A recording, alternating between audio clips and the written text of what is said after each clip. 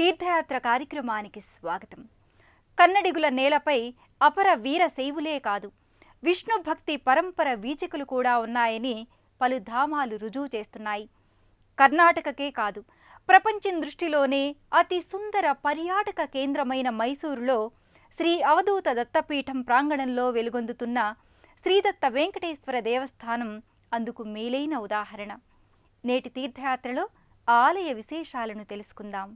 ఓం నమో వెంకటేశాయ, ఓం నమో తిరుమలేశాయ, ఓం నమో శ్రీనివాసాయ, ఓం నమో చిద్విలాసాయ.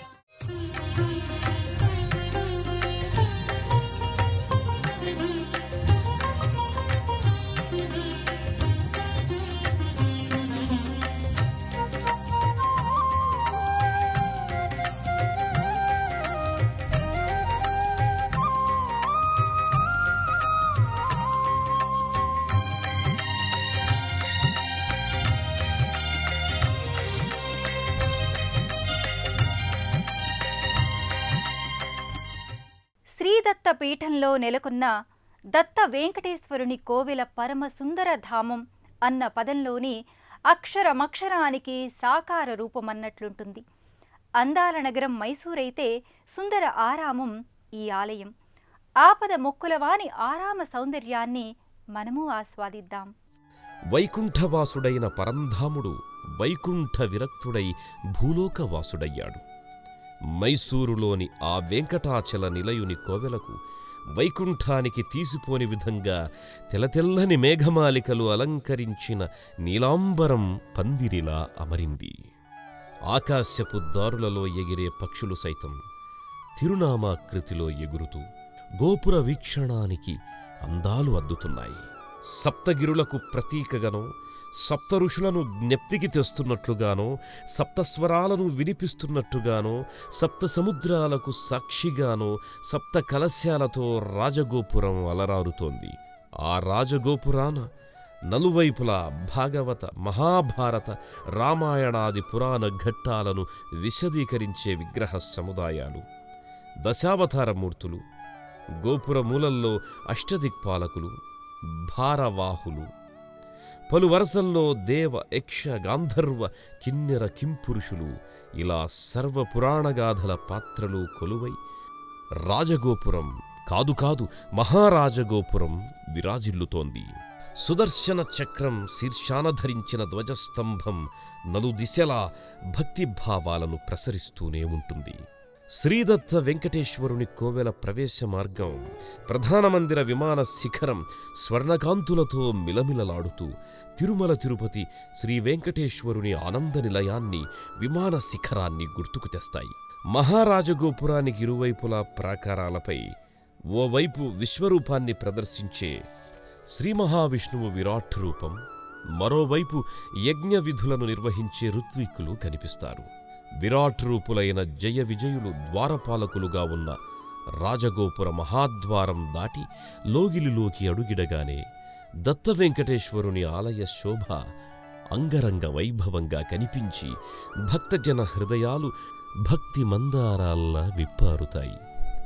ప్రధాన మందిర సభామంటపమంతా గర్భాలయం, గర్భాలయానికి ఇరువైపులా 2 ఉపమందిరాలు పలు దేవతా ప్రతిమలతో కళకళలాడుతూ ఉంటాయి.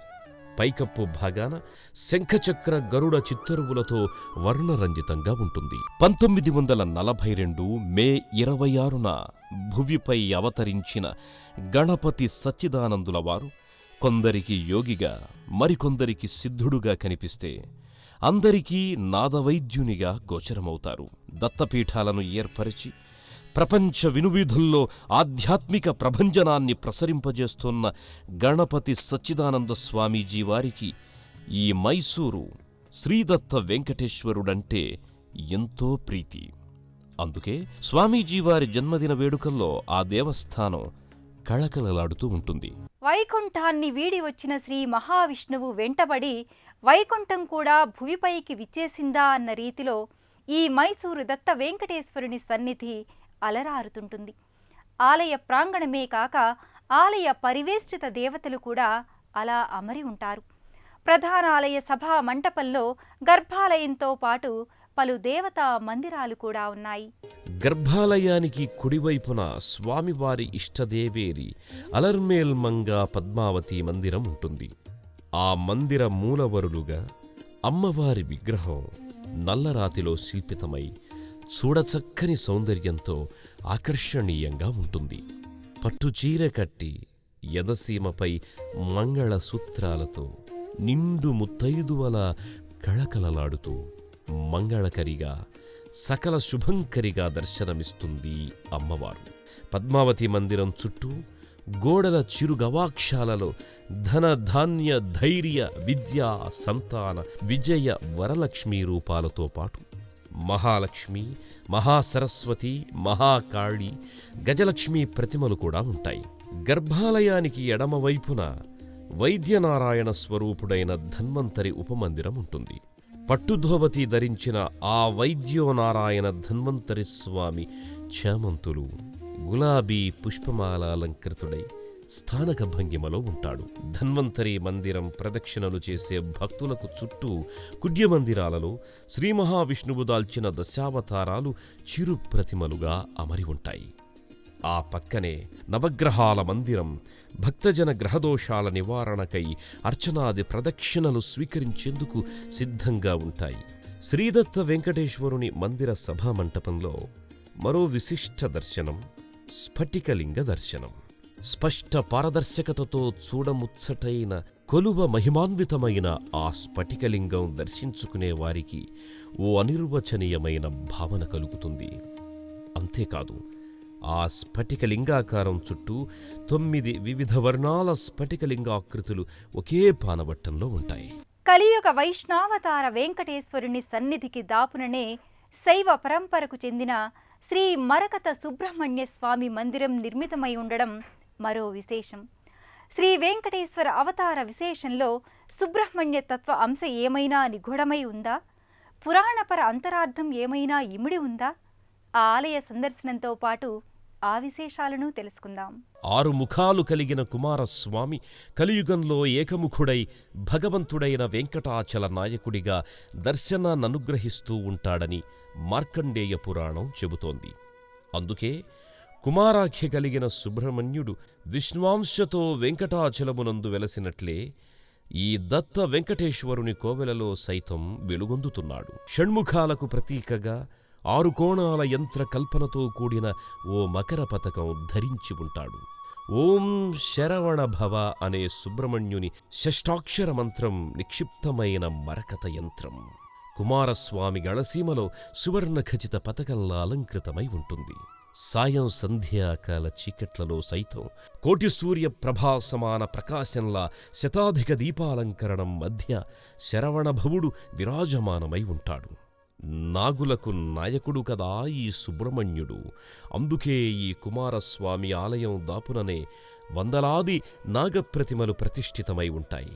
భక్తులు తమ తమ జాతకపర దోషాలను నివారించమని జంటనాగ ప్రతిమలు, రాహుకేతు ప్రతిమలు, శివలింగాన్ని అర్చిస్తోన్న జంటనాగుల ప్రతిమలను ప్రతిష్ఠించారు. మైసూరు అవధూత దత్తపీఠ ఆశ్రమ ఆవరణంతా సకల దేవతామహిమా అన్న రీతిలో శైవ వైష్ణవ శక్తి రూపిణి అవతారులు గురుదేవులు కొలువుదీరి ఉన్నారు.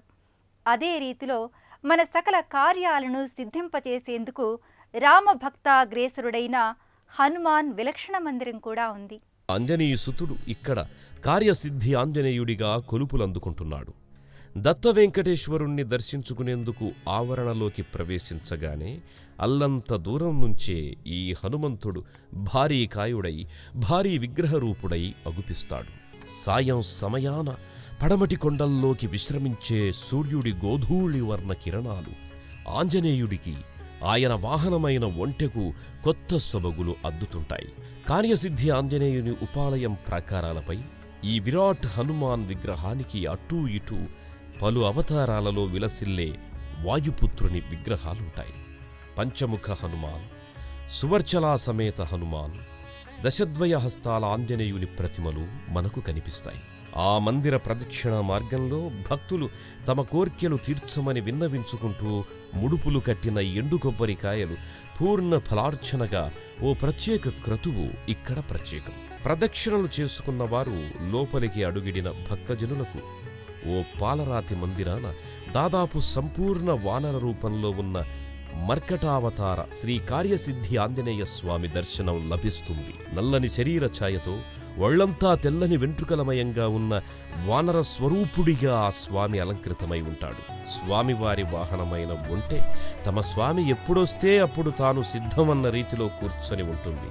ఆ వెనుక అష్టాదశ దీప వనరులున్న ఓ భవ్య దీపస్తంభం, ఆ దీపస్తంభం అగ్రభాగాన నమస్కార ముద్రతో వైష్ణవ సేవకుడైన గరుడస్వామి ఉంటారు. ప్రియమారా గోవిందనామాలను స్మరించగానే ఆపద మొక్కులను తీర్చే ఆపన్నవరదుడు ఈ దత్త వెంకటేశ్వరుడు.